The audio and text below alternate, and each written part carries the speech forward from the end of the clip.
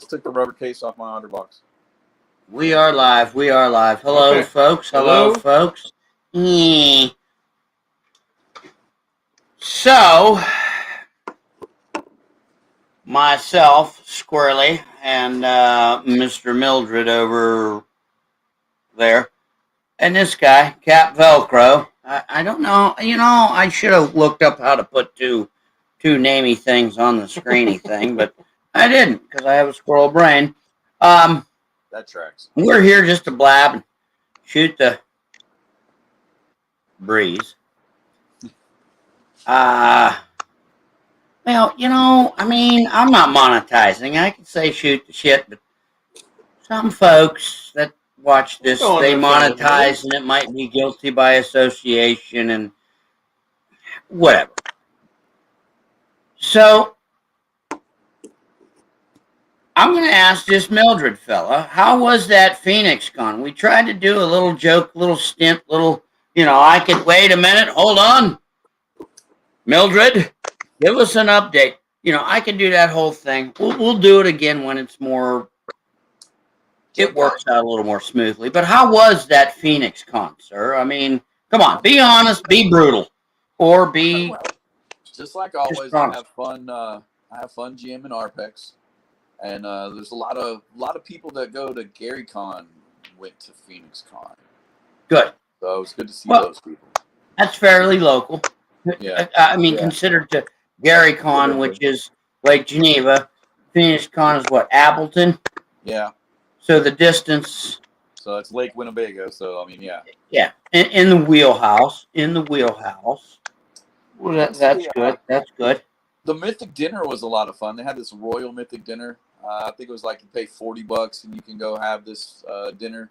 That was okay. It wasn't great, but it was okay. But for like a $20 upgrade, you could become like a monarch and sit at the monarch's table, like on a stage. I mean, it was very like Game of Thrones-ish, right? Without so much decoration.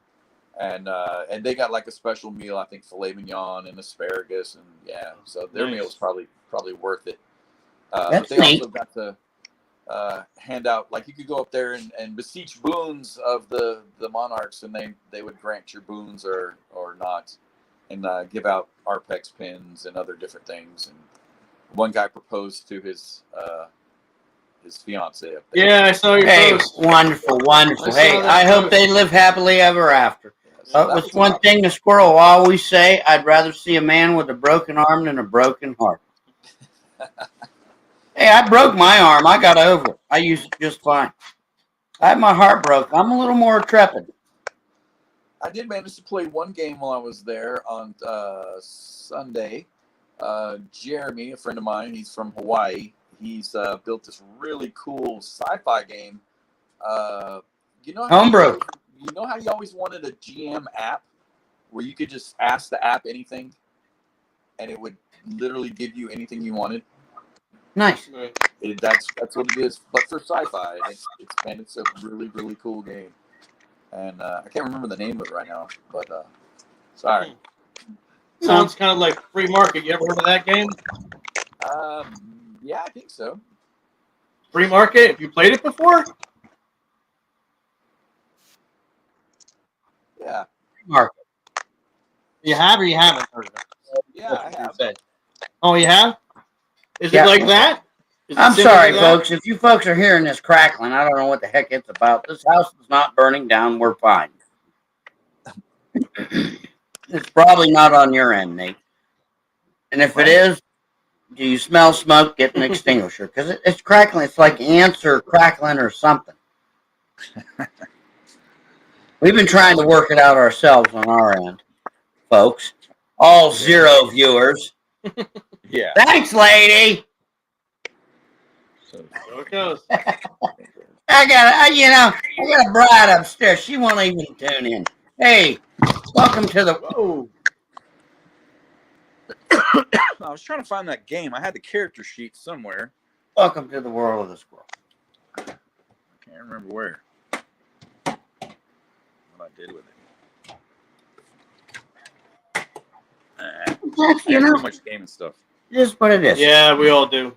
Oof, that's why I'm getting rid of a bunch of mine. I'm done Made my final purchase today. Final, absolute 100%. Final purchase, right? Yeah. I know you think I'm full of shit, and you're full of shit, thinking I'm full of shit. I will tell you right now, I did pick up 2 really cool games at Phoenix Con. Let me pull them out so I can show them off. Yes. We get to some good lighting here.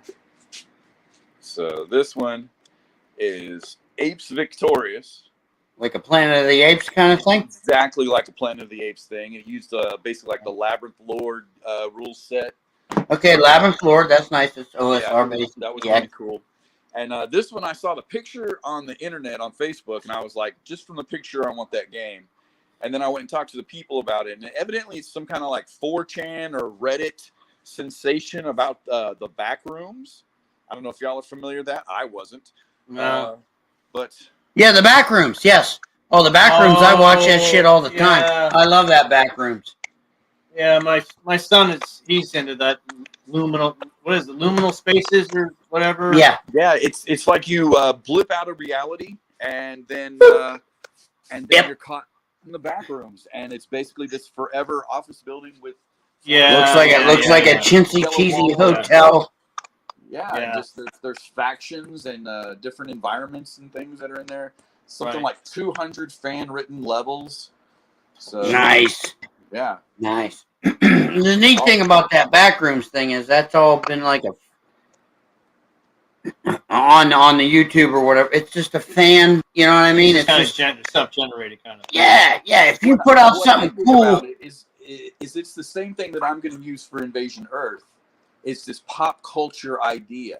Invasion Earth, baby. And that's you heard it here, folks. First, Invasion frickin' Earth. Keep your eyes. Keep your ears to the pavement. This guy right here. I ain't bullshitting you. I'm talking to you about Mildred Pierce. And no, that's not his right name. His true name will be revealed. Invasion Earth. It just takes the pop culture aliens and things like that and, connects a couple dots with some ancient sites and ancient lore and stuff like that. And makes a role-playing game about it. I didn't write anything. I just read a lot of Wikipedia. Yeah, well, you soaked in a lot of inspiration. You put the mulch over you, and let it take root. We'll see when it all comes to fruition. I've been told that Dave Kinzer is very excited about it. That's good. That's third hand. I don't know that it's true. I'm rooting for you. Yeah. I'm rooting for you, brother. You know that. I've read that stuff. I've given you a little bit of feedback. Honestly, I am guilty. Everyone witness, all one of you. I am guilty of not giving you enough. Well, as much feedback as I should, if I could. Listen here, Squirrel. Listen here. Anyway, of the half a dozen people that I gave that a manuscript to, or sent a PDF to. No one answered me back. So, hey, you're not alone. Hey, love you, brother. This man right here, man, he's a brother from another mother, Mildred Pierce, Squirrel Hermit. I mean, and then this, oh God, don't get me started. I thought it was a great idea. I still do. He got a sneak peek on it. Yeah. He did. He sent me the PDF too. Yeah, he did. I know. That's what. Yeah. But yeah, I thought it was. The concept of it. I have to admit, like for me, it's the art. It's just the idea of being able to take all that pop stuff from the 50s and plug it into a game. That just. I've always been a fan of that kind of stuff, so it just kind of resonates. Yeah, Paul Bark. Yeah, great. Pulp. Like I was saying, I have a whole war thing planned out with adventures and stuff that are more Band of Brothers, Black Hawk Down style. Right. After we get to the moon and fight some space Nazis and take back our moon, we kick the Anunnaki off Earth and out of the moon, but they're not out of the solar system. So the next book I have planned after that is kind of in the solar system, in the asteroid belt. Who the Anunnaki are, don't you? Yeah. Okay. It'll still feel very like Flash Gordon, Buck Rogers, because we can have the Anunnaki in space stations out in the middle of nowhere in the solar you system. can do like 0G combat. You can do like exactly that we'll expand on those, on ships and vehicle weapons and things like that. Right. And then from there we'll start exploring planets. So I have a very modified Edgar Rice Burroughs-esque Mars planned. Okay.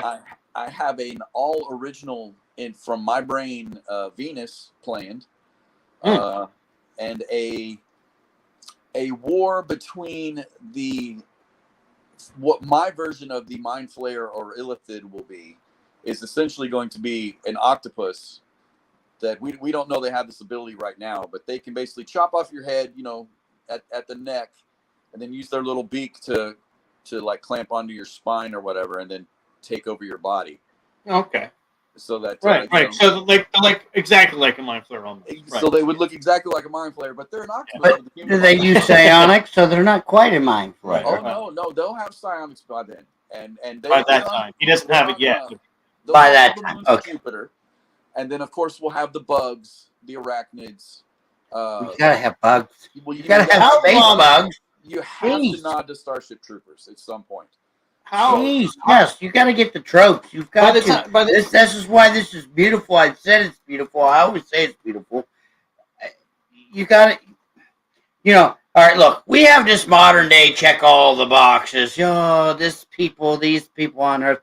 No. Let's do a sci-fi check all the boxes. I want the bugs. I want the psionics. I want the worm people. I want the really scary, weird fungus people. Let's check those boxes. Well, see, that's what I tried to do with Invasion Earth is I tried to be very, with this first book, very specific in my genre of sci-fi. This is a War of the Worlds, Mars Attacks kind of game. Yes. We're not out collecting treasure. You might get some fame, or some reputation. But as an alien killer, as an honorable soldier, that's... kind of forget where I was going with that, but that's the whole point of the game is to not be you're not a murder hobo looking for cash. Not be Starfinder. If you want to play Starfinder's a game already out there. Yeah. And there's actually probably a dozen clones in various role-playing systems of Starfinder. So I didn't want to do that. I will eventually write a Starfinder-esque type book, but it'll be the point where humanity has evolved into the stars organically from our first book. So every book is going to have an advanced timeline. So using the original rules of character creation of old people, you'll be able to play these veterans that after the war go out and go explore Mars, while another group of characters in another game that you're playing are playing 20-something space rangers who are going out and hitting the last of the Anunnaki strongholds in the solar system. So this is kind of like a jumping off point for a number of different genres, almost. Right. Not quite genres. Each book is going to try to be a different sort of genre of sci-fi. And advance the timeline, and then once I get it to a different chapters in a novel, so to speak. Exactly, it's different chapters in the human evolution. In fact, that's the first words of Invasion Earth proper are a future history of Earth. So that's how every book is going to begin, because it's a nod to Robert Heinlein. He was a lot of his books would be the future history. I do have a question, sir. Mm-hmm. Are we going to try and keep carrying on this chapters, or is there going to be a point where the timeline has stopped here? It is up to the people that enjoy this series, this genre, this setting, this game to make their own chapters. Because Harn, Harn World, Harn Master, whatever, they got a ton of stuff, historically, world setting, but every product, everything, it does not go beyond a certain year, a certain date, a certain point. No, that is exactly opposite of what Invasion Earth is going to do. So we've got the history. It's about 7 pages, on Word, but the adventures after that continue the story from that point forward, so that when I run these adventures at conventions and write, and I need anecdotal things that happen for the next book, I will rely on these past adventures to help write the story for the next book. Oh, okay, that's fun. And so that way, I mean, if say Squirrel, that you do something really amazing in a playtest at Origins one year, and I just like write it all down when the game's done, because I'm going to put it, I'm going to write a 3-paragraph short story about this and put it in the next book, or so that way your character is like a hero galore or something. Nice. Yeah. So it's going to go back to the olden ways of the living Greyhawk or some such. Sort of. I mean, it's going to be very much limited. As I said, some such. Like I say, when you run that same adventure at a con, and and I don't hear anything about it, well, of course, unless it becomes a viral sensation on the internet, on the forums of some sort, that's not going in. But, well, is that how, are you going to market it that way? Are you going to market it like I'm trying, like in cons for con players, so that they're looking for those books? As you know what I'm saying? I want to see my part in this. Is that your idea? Not to actually market it that way, but just kind of word of mouth it that way. Okay. So almost like a whisper one of the best advertisements there are. Yeah. But I don't want, like, obviously I don't have a marketing degree. I'm not, you know what I'm saying? I'm just yeah. I'm not trying to get into the, like, well, how many units do you think you're going to sell this month? I just, I'm just curious because, look, I would love to do something. He's hungry with this shit. Yeah. This is my brother here. We've grown up.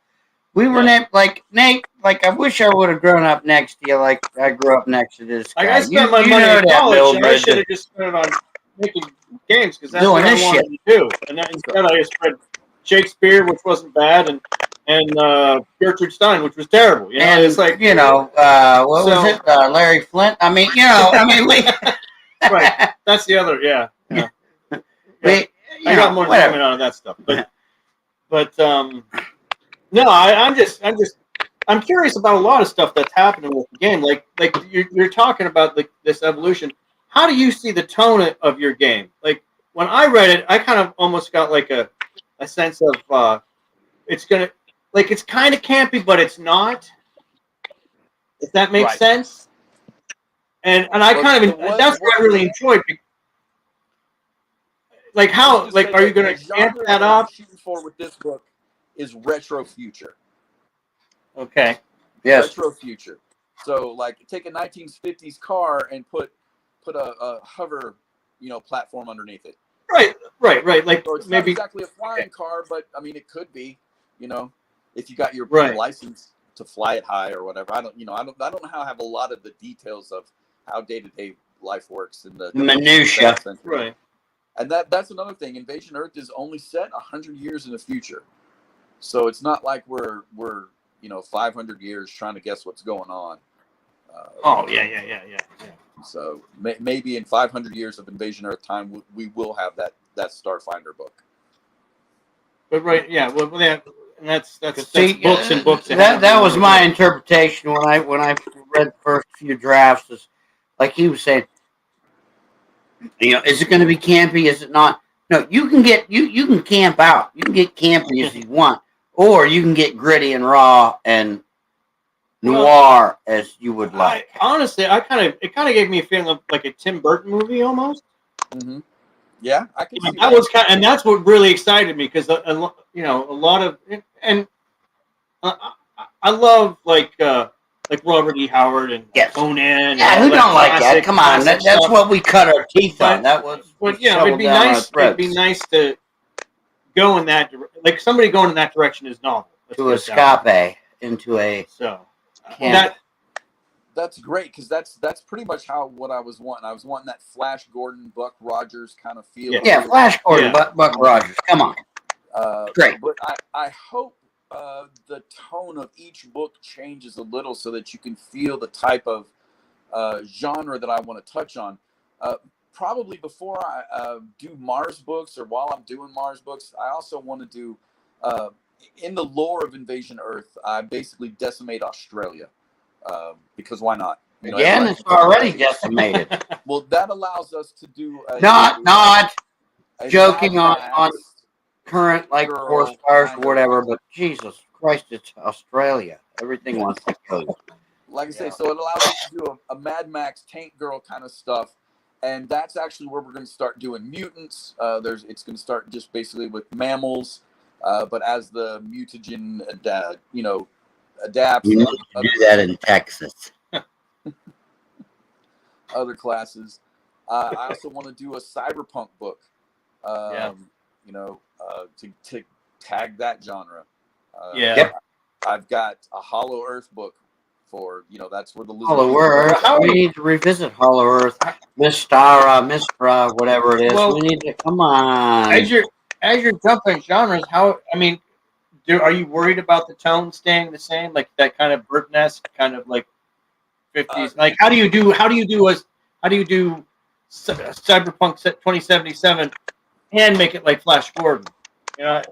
Well, see, that's the thing. The original books, the core 2 books, those are the ones that I'm going to go for Flash Gordon, and that's what I mean by the tone of each book is going to change. So when I write the Australia book, it's going to have a much more Mad Max tank girl, mutant kind of feel, and won't feel Flash Gordon above rock. So hopefully by the time I get to a Cyberpunk 2077 book, or 2025, 2125, whatever it is, that it will feel cyberpunk, because I don't want the cyberpunk book to feel Flash Gordon. I want it to feel. That's what I was that's what I was wondering about. Like, like what's the connecting tissue? I guess it's going to be the narrative. That's what's going to connect.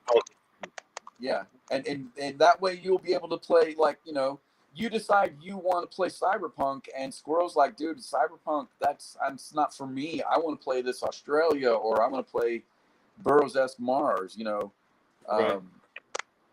And then you'll be able to say, well, okay, I take my cyberpunk character and he goes off planet and goes to the Mars and explores Mars.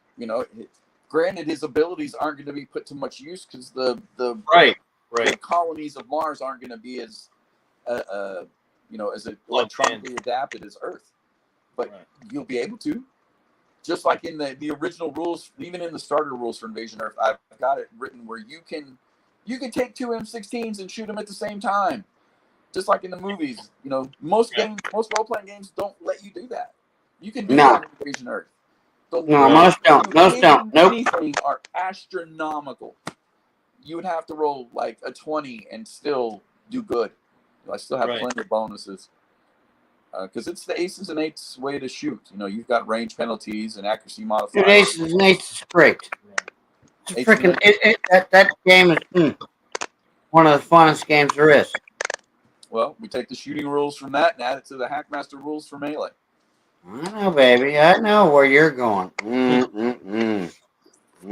So, I know. I've been spreading the word of the hack. I've been spreading the word of the eights to these uninitiated heathens across the World Wide Web, that whole area of like 3 people. But still, I've been spreading the word. So I got another question for you. Once this is all made, and I know you're going to get obviously, like you said, you're going to have 7 or 8 copies. How much more of this property are you going to own? Is it going to be like, because obviously, like, there's going to be the art, there's going to be what you wrote, and is that it? Or are you going to be? I mean, what are you thinking? He will own nothing. Well, just like you own nothing of your own thoughts. I've never owned anything. Google owns everything. Years ago, when I was talking to Dave about it, Dave's the one that was, basically encouraged me to do this, and when I came to him, later, a year or 2 later, when I came to him and showed him what I had written, he's like, well, I'm going to want, multiple books. I'm going to want lots of races, lots of classes. And so that I then I went into my not elevator pitch, but like boardroom pitch, and showed him like by the time I'm done with it, there should be around 30 to 40 races to play, and I can't even count the number of classes to play because I'm not there yet. Like each book is going to have classes specifically for that book that you could take to other Invasion Earth books, because everything's going to be the same rule set. So. Absolutely. It's grand. It's a grand thing. It sounds grand. It should. I've got a grand plan. Whether the rest of the world gets in line with my plan or not. It ought to succeed very well. But it really ought.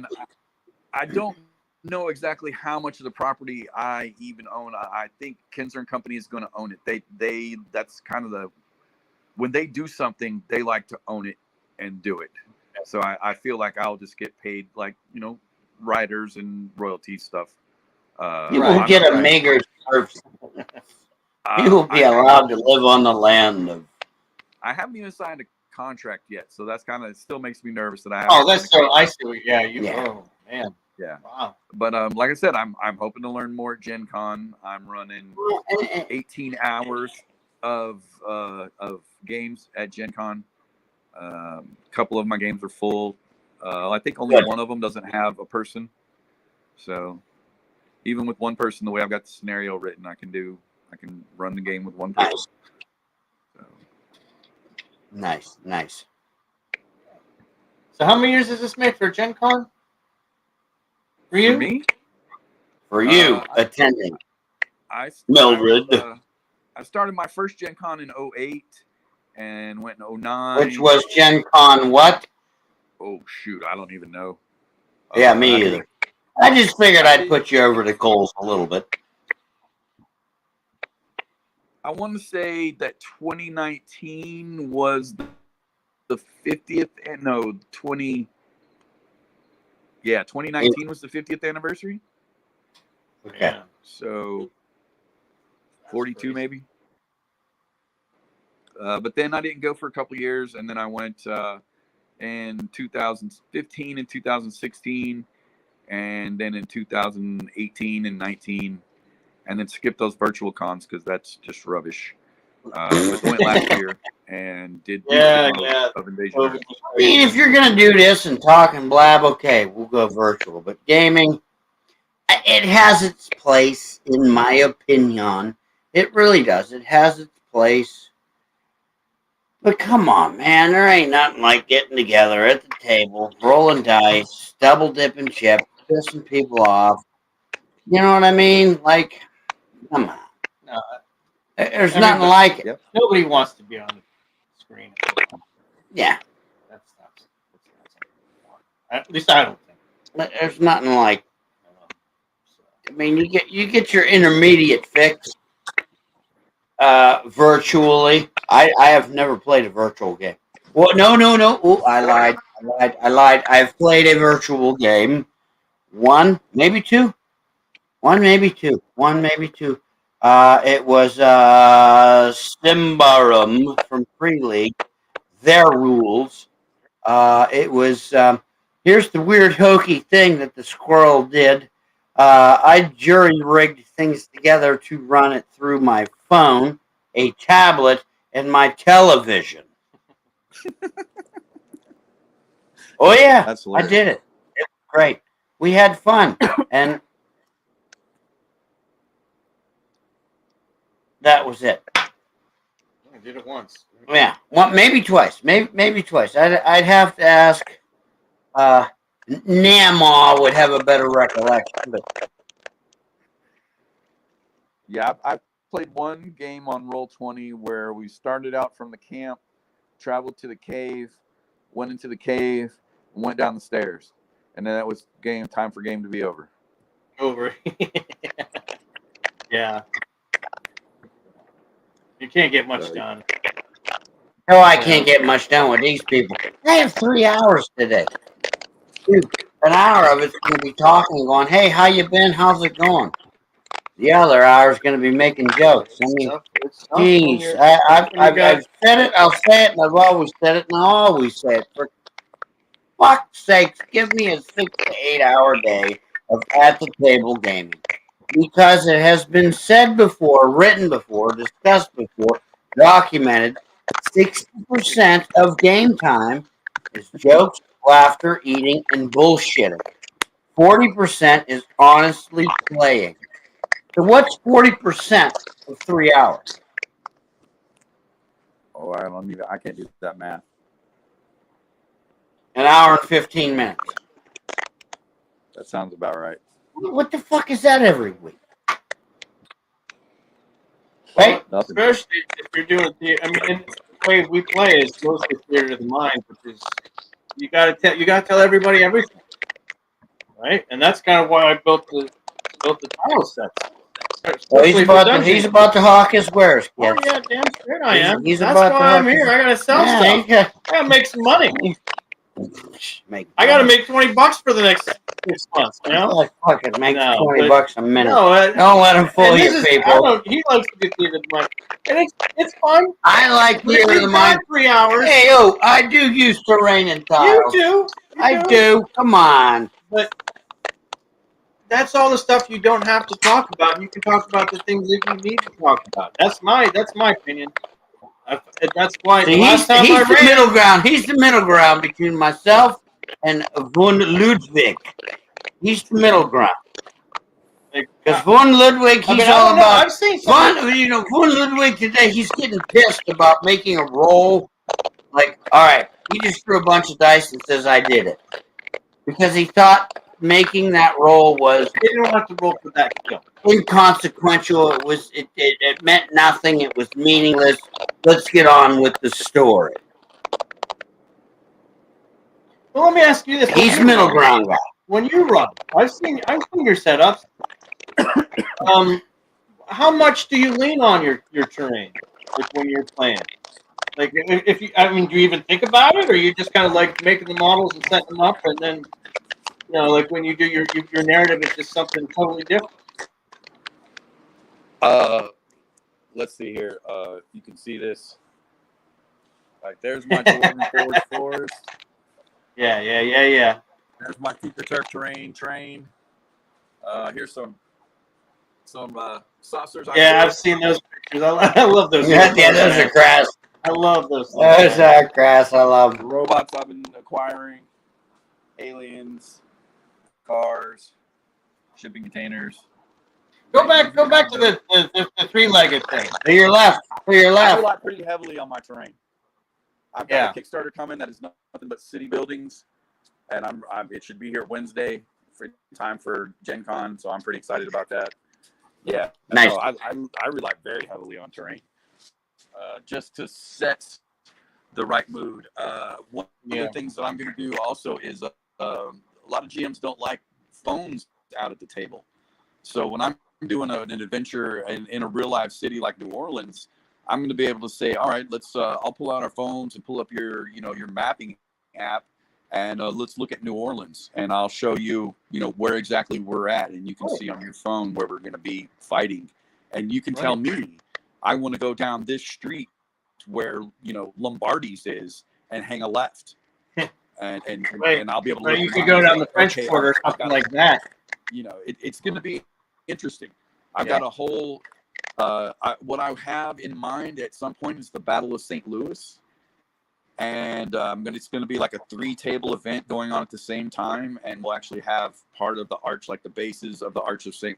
Louis, on 2 of the tables, and there'll be a table in the middle, so that if you actually move your character off of the battle that's happening on the right-hand table, you will move to the middle table and participate in. So it's gonna be like Okay, it's gonna be that I have this grand thing planned, and I don't know if I'll ever be able to pull it off. Be able to do it.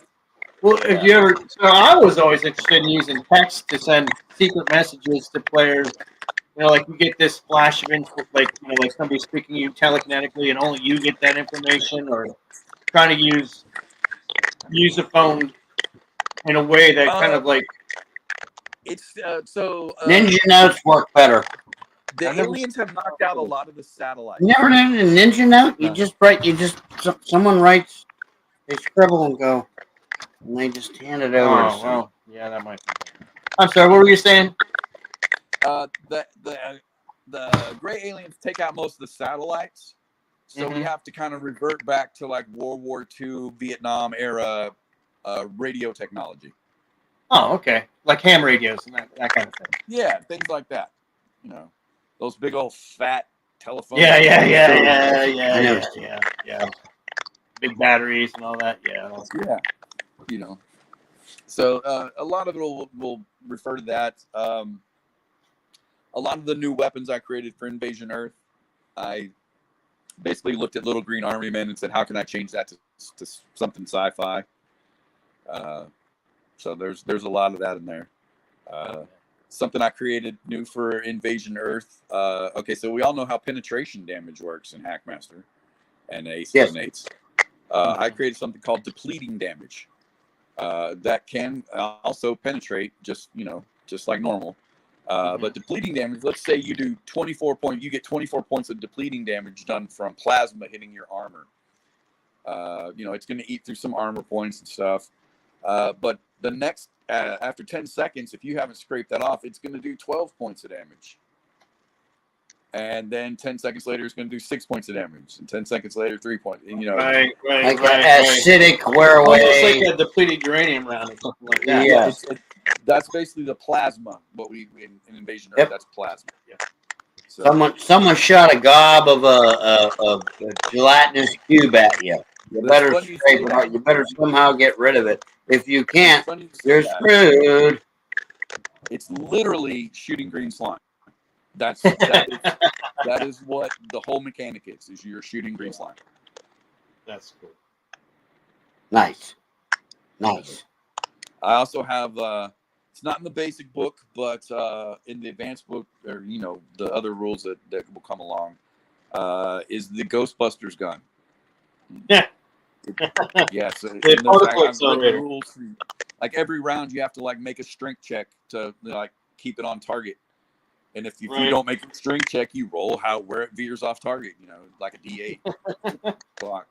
D12. Yeah, that's great. That's written rules for stun weapons. If I hit you with a little stun thing like Grandma would have, or like a stun baton like the police would have, you make an automatic. Folks, this is where we were kind of raised together, but not Grandma's stun gun. Yeah, like a little stun thing Grandma would have, keeping us grandkids in control. I mean, we'd laugh it off. Today, that would be the abuse of the highest order. Us, it'd be like you're prodding the cattle back into the house because it was dinner time. But that just like makes you trigger an automatic threshold of pain and check, and pass out just like normal. Got the shooter one, that shoots the two little darts with the wires on you. Still got that because those are yeah. That's fun. My favorite in the melee weapons for Invasion Earth is random garden or farm tool.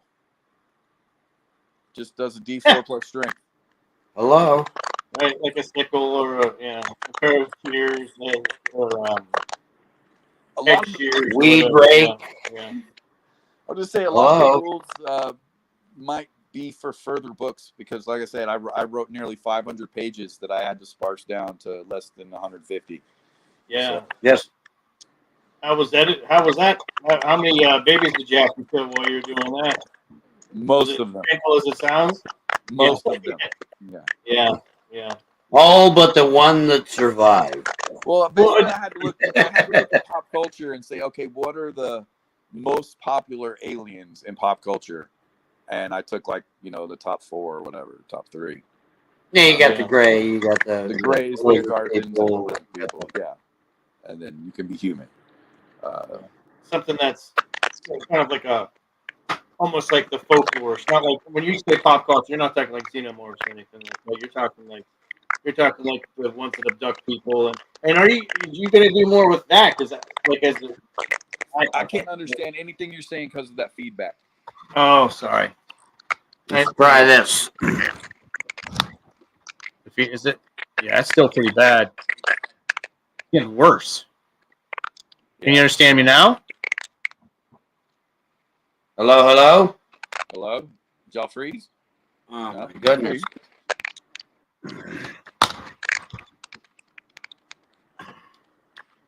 One moment. We'll be right back. Let's try and do something on the settings. Let's go with audio. Let me get rid of that. Make sure that's... We'll go here.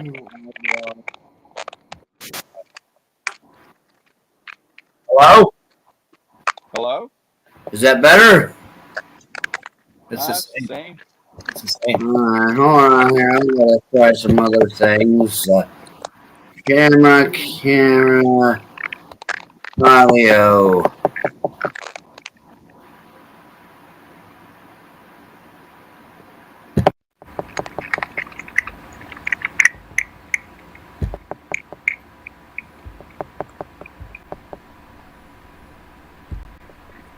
Hello?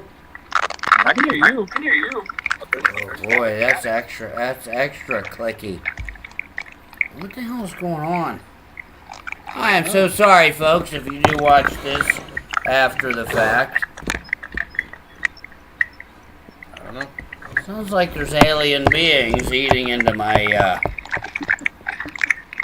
And literally, I'm not doing this. This is not a joke or a farce on the, because we're doing. I don't think it's here. We're doing a space. We're doing a spacey. Well, no. Yeah, I mean, he's going outside. This is not a shtick. This is not a shtick. I repeat, this is not a shtick. We're all dying. Or I mean.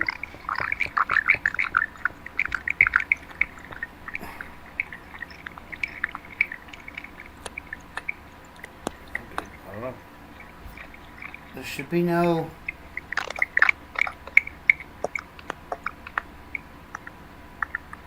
It almost sounds like water dripping at points. Yeah, but it's not. I don't know. Something's going on. Kill the lights. No, it's not. This is not 1950s tech. It ain't that. Hit the power button on that. Maybe it's this. Maybe. We'll try and save this.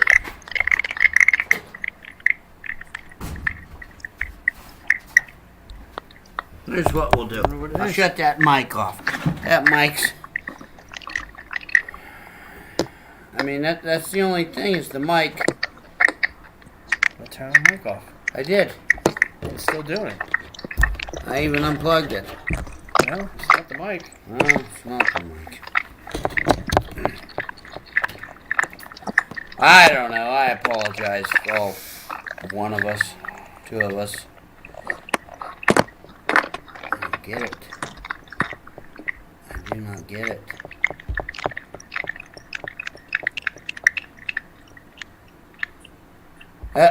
Yes, Deb F says sounds like aliens conversing with us.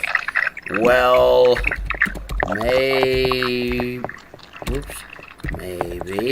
there are.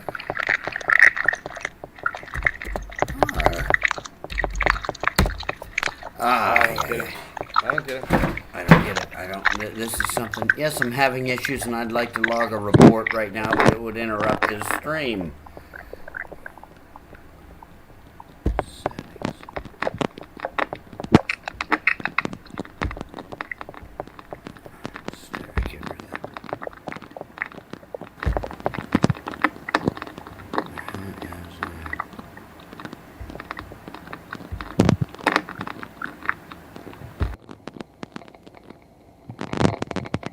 Oh, wow. That's even worse.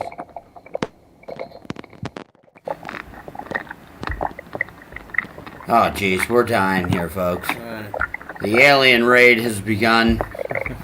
This is all a lure and a lie. Yeah. I don't know. I don't know what the heck's going on. I don't know. we have some wares to sell, anyways. Let's at least power through this for a minute. Just take a minute to look at them. Let Cap Velcro show off his stuff. What's that? I'm gonna sign off. All right. Thanks. Tops. It was good talking to you. Nice to meet. It's nice to finally have a face to match the. Right on.